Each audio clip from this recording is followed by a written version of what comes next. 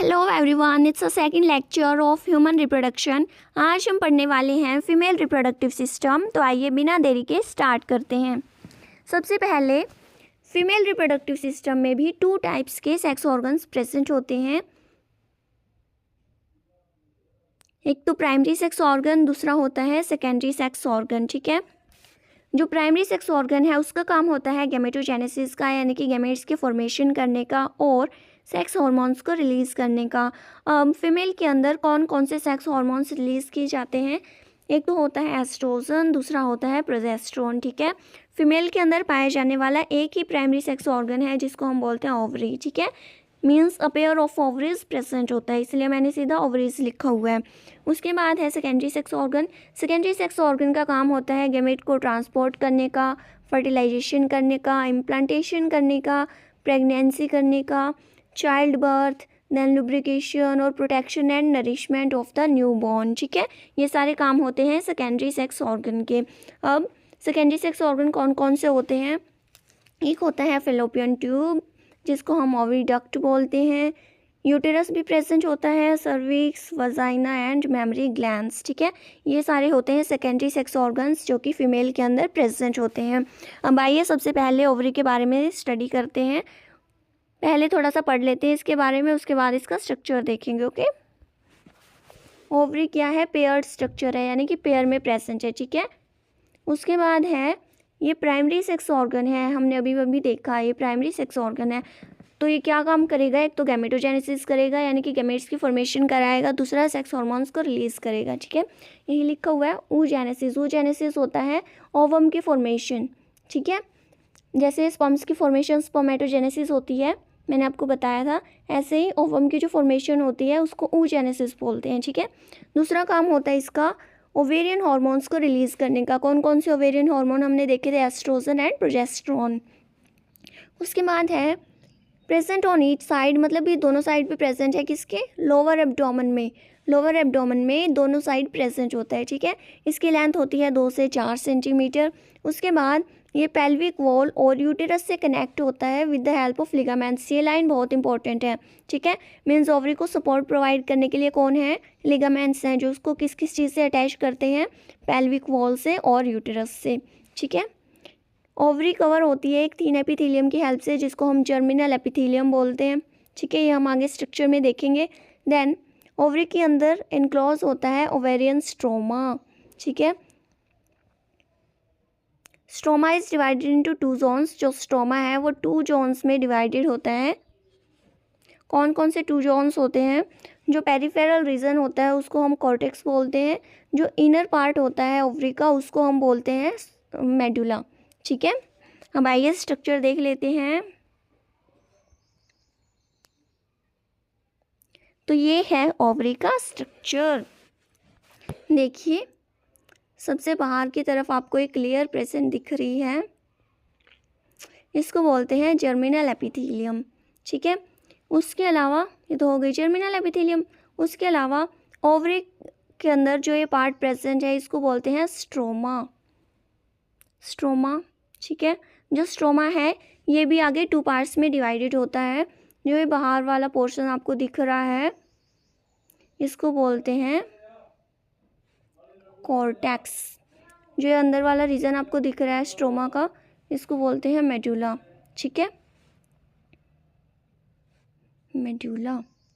उसके बाद आपको इसके अंदर ब्लड वेसल्स दिख रही है जो कि ब्लड की सप्लाई करते हैं, किसमें? ओवरी में। ठीक है, उसके अलावा आपको बहुत सारे स्ट्रक्चर्स दिख रहे हैं इनमें। जैसे फर्स्ट आपको दिख रहा है प्राइमरी फॉलिकल। प्राइमरी फॉलिकल आगे जाकर डेवलप हो जाते हैं सेकेंडरी फॉलिकल में। यहाँ पे स्ट्रक्चर नहीं दिया हुआ। ठीक है, जो सेकेंडरी फॉलिकल है वो आगे जाकर डेवलप हो जाते हैं टर्शरी फॉलिकल में, जिसके पास एक कैविटी प्रेजेंट होती है। इस कैविटी को बोलते हैं एंट्रम। ठीक है, उसके बाद ये टर्शरी फॉलिकल है, ये आगे जाकर डेवलप हो जाता है ग्राफियन फॉलिकल में, जिसके पास क्या है? एंट्रम और भी ज़्यादा डेवलप हो जाती है। ठीक है, अब जो और इसके अंदर सेकेंडरी oocyte भी प्रेजेंट होता है। ठीक है, उसके बाद क्या है? ओव्यूलेशन के टाइम पे ओवम बाहर निकल जाएगा। ठीक है, 14th डे पे होता है ओव्यूलेशन, ओवम बाहर निकल गया और बचा कुचा जो रेजिडुअल पार्ट अंदर रह गया उनको बोलेंगे कॉर्पस ल्यूटियम, ये आगे जाकर डिजनरेट हो जाते हैं और एक और स्ट्रक्चर बनाते हैं कॉर्पस एल्बिकन्स, ठीक है। इस प्रोसेस को हम डिटेल में पढ़ेंगे, ठीक है। तो अभी आप बस स्ट्रक्चर देख लीजिए। स्ट्रक्चर में आपको क्या क्या पता होना चाहिए। जर्मिनल एपिथेलियम, बाहर वाला रीजन कॉर्टेक्स, अंदर वाला रीजन मेडुला, और जो ये वाला पार्ट है इसको बोलते हैं एस्ट्रोमा। उसके अलावा इसमें ब्लड वेसल्स भी प्रेजेंट होती हैं, ठीक है। तो स्ट्रक्चर पॉइंट ऑफ व्यू से आपको बस यही चीज़ें पता होनी चाहिए। बाकी फॉलिकुलोजेनेसिस यानी कि फॉलिकल्स की फॉर्मेशन, फॉलिकल्स की डेवलपमेंट, ये हम बाद में पढ़ेंगे, ओके। हम आइए देखते हैं female reproductive structure. Female reproductive structure में देखिए, स्टार्ट करते हैं ओवरी के साथ। ओवरी में एग बना जो कि ओव्यूलेशन के टाइम पे यानी 14th डे पे रिलीज़ हो गया, ठीक है।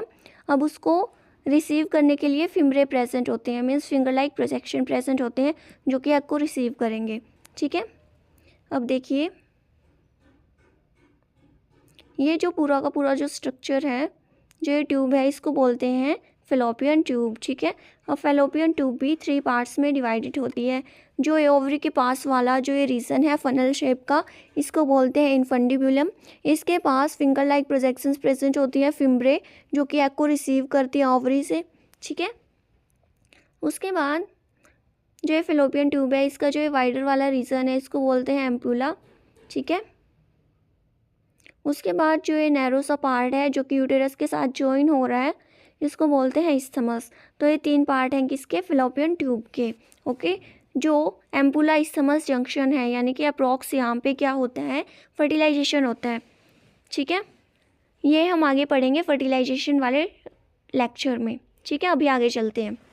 उसके बाद आपको दिख रहा है एक यूटेरस है जो कि इन्वर्टेड पेयर शेप का होता है, ठीक है।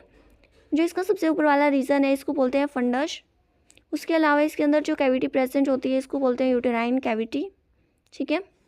यूटेरस की 3 वॉल्स प्रेजेंट होती हैं। जो सबसे अंदर की तरफ वाली वॉल है, इसको बोलते हैं एंडोमेट्रियम, ठीक है। मेंस्ट्रुअल साइकिल के टाइम पे जो साइक्लिक चेंजेस आते हैं वो एंडोमेट्रियम के अंदर ही आते हैं, ठीक है। उसके बाद जो मिडल लेयर प्रेजेंट होती है, इसको बोलते हैं मायोमेट्रियम। मायोमेट्रियम का बेसिकली जो काम होता है वो बेबी की डिलीवरी यानी कि पार्चुरेशन के टाइम पे होता है। ये क्या करता है, ये कॉन्ट्रैक्शन करवाता है, ठीक है, सो दैट बेबी की डिलीवरी हो सके। उसके बाद जो सबसे बाहर वाली लेयर प्रेजेंट है यूटेरस में, उसको बोलते हैं पेरीमेट्रियम, ठीक है। तो ये था यूटेरस। यूटेरस का जो ये नीचे वाला पार्ट है जो कि नैरो है, इसको बोलते हैं सर्विक्स, ठीक है। Narrow neck like portion of uterus is known as cervix. उसके बाद ये है सर्वाइकल कैनाल, ठीक है।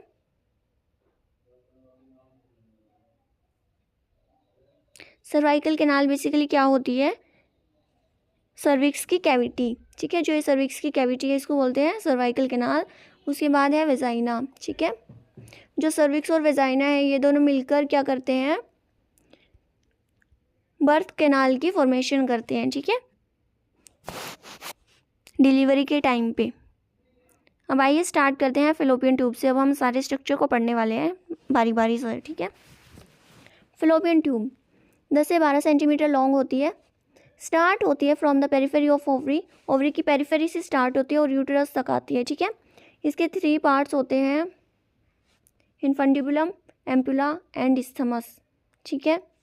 जो इन्फंटिबुलम है वो क्लोजर पार्ट है ओवरी से। मैंने आपको बताया था जो फनल शेप का जो स्ट्रक्चर था ओवरी के पास जो था, उसको बोलते हैं इन्फंटिबुलम।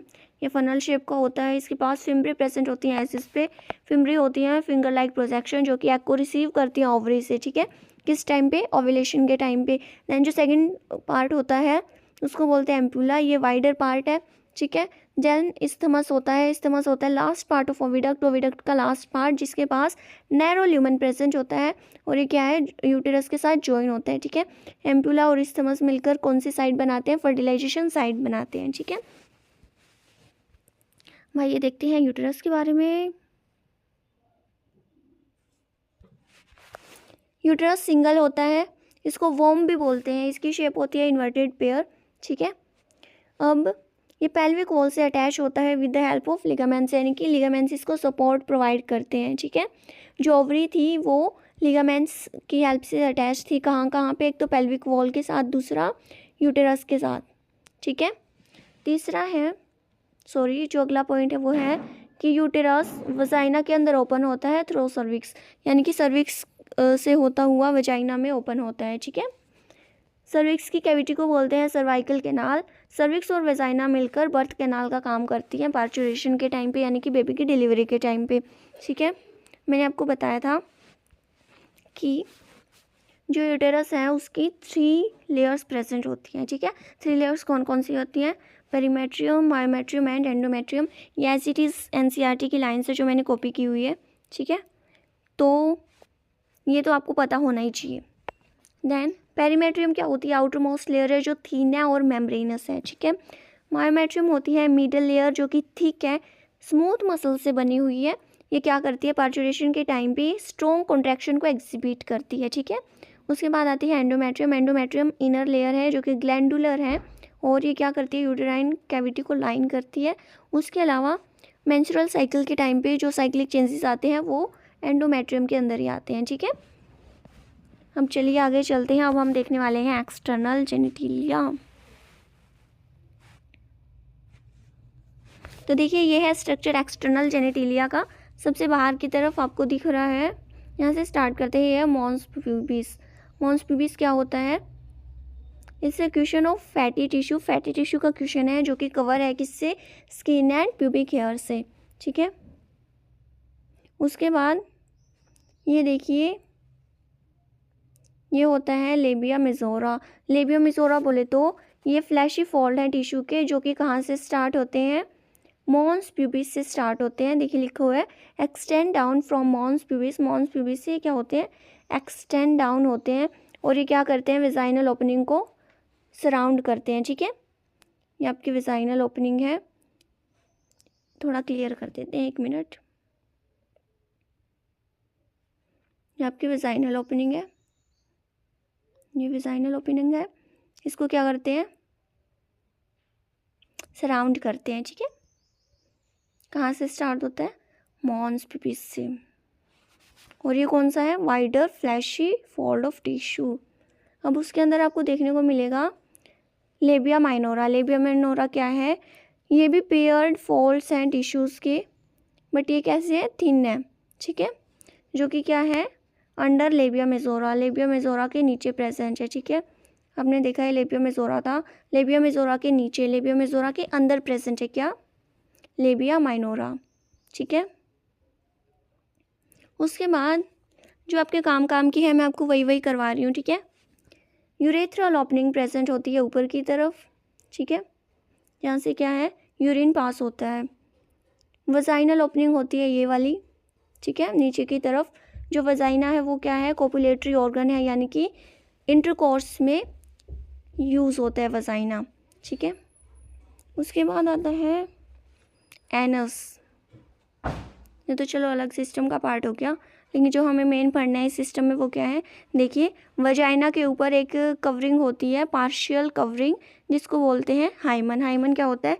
ये थिन मेम्ब्रेन होती है जो कि वजाइना को पार्शियली कवर करती है। ठीक है, कम्प्लीटली कवर नहीं करती, पार्शियली कवर करती है। ठीक है, अब कुछ मिसकंसेप्शन है हाइमन के बारे में, एक बार आइए वो देख लेते हैं। देखिए नॉर्मली जो हाइमन है वो फर्स्ट इंटरकॉर्स के टाइम पे, यानी कि फर्स्ट कोइटस के टाइम पे ब्रेक होता है। ठीक है, लेकिन ये ना वर्जिनिटी का रिलायबल इंडिकेटर नहीं है। क्यों? क्योंकि जो हाइमन है ना वो सडन फॉल की वजह से, 1 मिनट, क्या लिखा हुआ है ये? थोड़ा एडिट कर लेते हैं।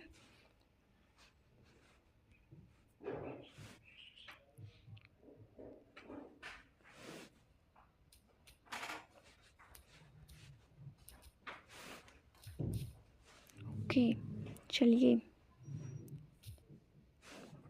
अब ले लेते हैं हाइलाइटर। देखिए जो हाइमन है ये सडन फॉल यानी कि जॉल्ट की वजह से भी टूट सकता है। अगर हम वजाइना के अंदर वजाइनल टेम्पॉन का यूज़ कर रहे हैं तो उसके इंसर्शन करते टाइम भी टूट सकता है। उसके अलावा जो स्पोर्ट्स होते हैं लाइक हॉर्स राइडिंग हो गया, साइकिलिंग हो गई, ठीक है, तो उस टाइम पे भी क्या है? हाइमन टूट सकता है। तो इस वजह से क्या है? वर्जिनिटी का रिलायबल इंडिकेटर नहीं है। और कुछ वीमेन में जो हाइमन है वो फर्स्ट कोइटस के टाइम पर भी क्या है? रेजिस्ट करता है, यानी कि फर्स्ट कोइटस के टाइम पे भी वो परसिस्ट करता है, सॉरी। मीन्स वो टूटता नहीं है, ठीक है। तो ये था आपका हाइमन के बारे में। ये सारी जो चीज़ें आपको पता होनी चाहिए, और आपको ये भी पता होना चाहिए कि ये वर्जिनिटी का रिलायबल इंडिकेटर नहीं है। सबसे मेन लाइन तो यही है, ठीक है।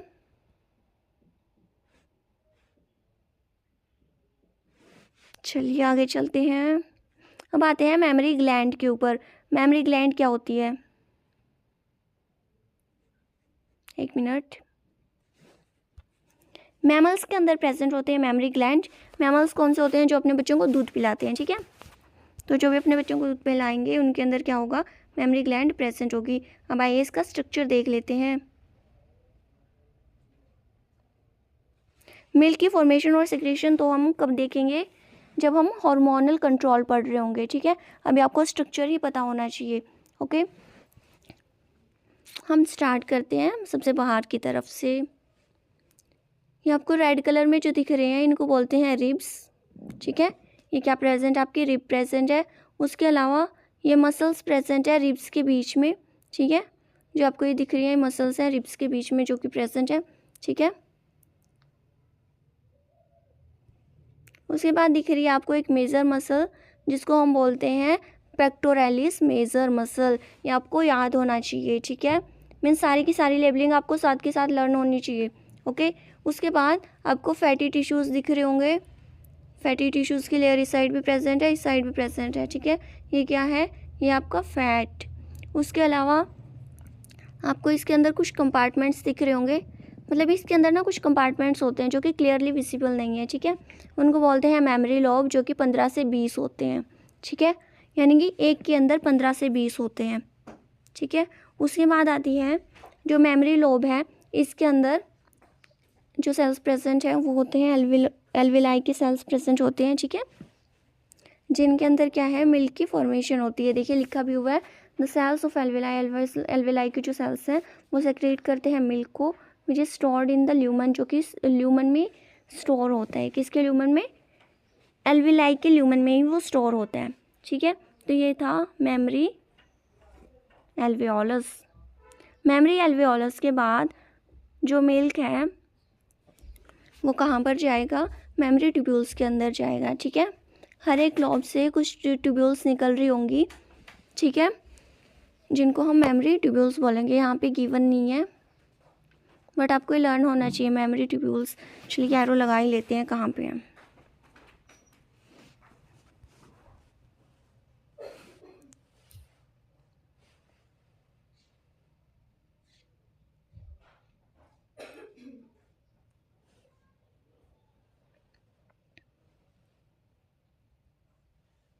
ठीक है,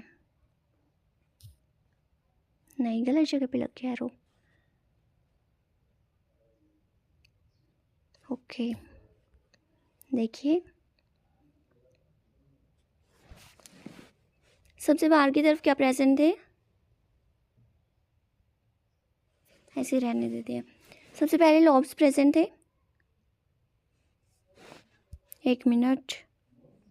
सबसे पहले लॉब्स प्रेजेंट थे, ठीक है। ये मैंने आपको बताया था, यहाँ पे लॉब्स प्रेजेंट होते हैं जिनके अंदर होती है एल्विलाई सेल्स, ठीक है, जिनको बोलते हैं मेमोरी एल्वियोलस। मेमोरी एल्वियोलस क्या होती है, ये सेल्स होती हैं जो कि क्या करती है, मिल्क को सेक्रेट करती है और मिल्क को स्टोर करके रखते हैं अपने ल्यूमन के पास, ठीक है। उसके बाद ये आगे जाकर क्या करती है, मिल्क को आगे ट्रांसपोर्ट करती हैं किसके पास, मेमोरी ट्यूब्यूल्स के पास। जो ये बीच में छोटी छोटी ट्यूब्यूल्स प्रेजेंट हैं, यार वो अभी भी सही नहीं लगा। जो ये बिल्कुल पास वाले जो ट्यूब्यूल्स हैं ना, इनको बोलते हैं मेमोरी ट्यूब्यूल्स, ठीक है।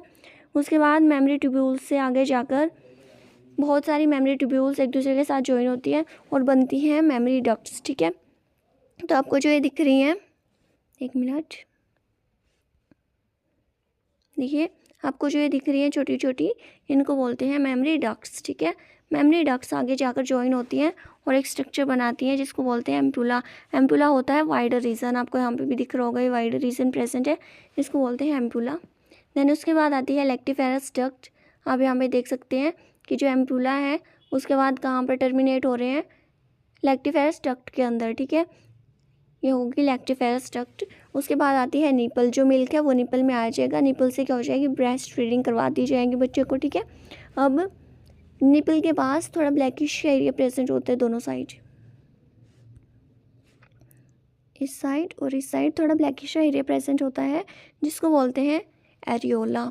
ठीक है, तो ये था आपका मेमोरी ग्लैंड का स्ट्रक्चर। तो आपको इसमें से सबसे ज़्यादा जो पूछा जाने वाला क्वेश्चन है वो ये है कि मिल्क का पाथवे बताइए, मिल्क कहाँ से कहाँ तक जाता है। तो आपको पता होना चाहिए सबसे पहले मेमोरी लॉब, उसके बाद mammary tubule, then mammary duct, mammary duct के बाद जाता है एम्पुला, एम्पुला के बाद जाता है ये लैक्टिफेरस डक्ट के अंदर, लैक्टिफेरस डक्ट के बाद ये निपल के पास जाता है जहाँ से ब्रेस्ट फीडिंग करवा दी जाती है। ठीक है, so this was today's lecture. I hope आपको पसंद आया होगा। Thank you.